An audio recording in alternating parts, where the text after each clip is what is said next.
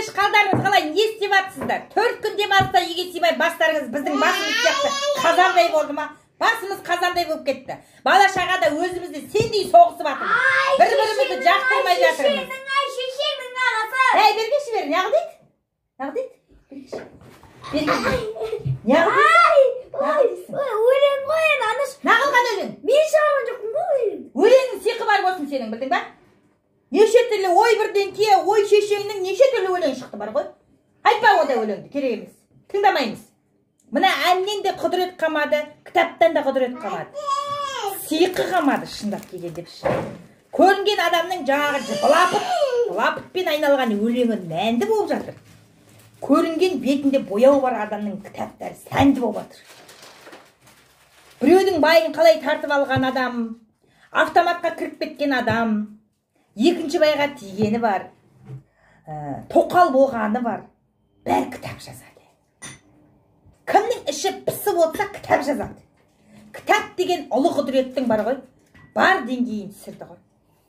Кітап бұрында жазылатын, оны зерттейді, оған рецензия жазады жазушылар, ортаға алады. Осы кітап шығуға тиіс па, тиіс емес па деп ортаға алады.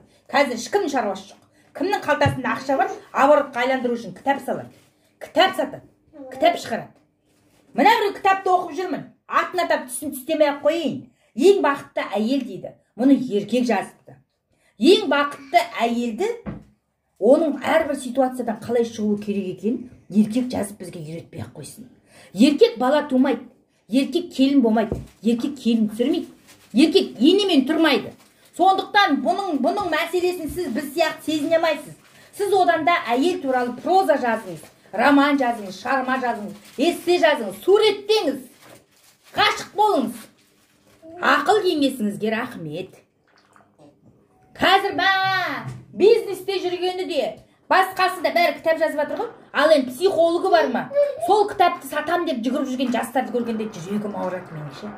Масқара енді. Бір діни секта дерсін. Секта сияқты.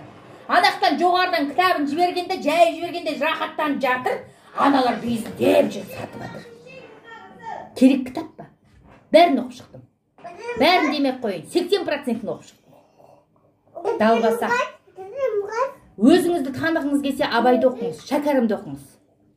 Ал әшейін мынандай әңгімелер қызық болып, ауылдың әңгімесі қызық болып, бір күлкіңіз келетін болса, сондай үшін Дулат Исабековті оқыңыз. Дулат Исабековтың таңдамалар шығармалары бар.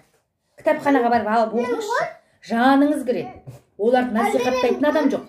Амналардың былтпай кітаптарын насихаттайтын адам көп болып тұрған. Сондықтан бұлар бар ғой, тараққан қысап қаптап жатыр. Рахмет. Кітап жазатын адамдарды баяғыда зерттейтін, зерделейтін. Сенің кітабың шығатын болса, оны 2-3 жазушы отырып алып, осы кітап лайық па, лайықсыз ба, рецензия беретін. А қазір өздері шығарғысы келсе шығарады. Кітап шығару деген қазір ойыншық болды, шыны керек қой.